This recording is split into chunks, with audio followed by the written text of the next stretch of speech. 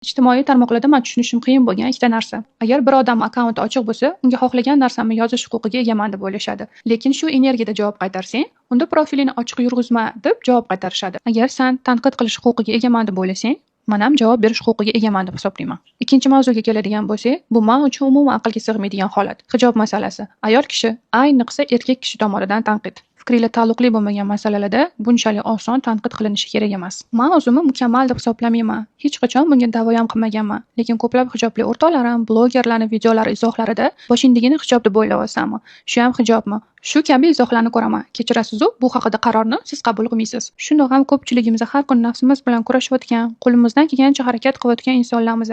Hech kimni, ayniqsa bir musulmonni boshqa bir musulmonga bu tarzda o'zini yetarsiz his qildirishga haqqi yo'q. Agarda rostdan ham birovni oxirati uchun qayg'urayotgan bo'lsanglar, unga islomga yarashgan tarzda muloyimlik bilan tushuntiringlar. Yana bitta narsa, ijtimoiy tarmoqlarda kontent tayyorlayotgan insonlarga bekorchi yoki jiddiy ishmas deb qaraladi. To'g'ri, bu meni yagona ishim emas, lekin faqat shu ish orqali halol rizqni topishga harakat qilayotgan insonlar ham ko'p. Kunda-kun kamera qarshisiga chiqib, odamlarning oldida gapirish oson ish emas. Buni tanqid qilayotgan odamlarning gapi bekorchilik bilan gap sotib pul topishyapti deyishadi. Lekin o'zligi kamera qarshisiga chiqib, ikki og'iz gapni eplab gapirisha olmaydi. Agar shunaqa oson ish bo'lsa, marhamat siz ham qiling. Hech kim sizga to'sqinlik qilayotgani yo'q.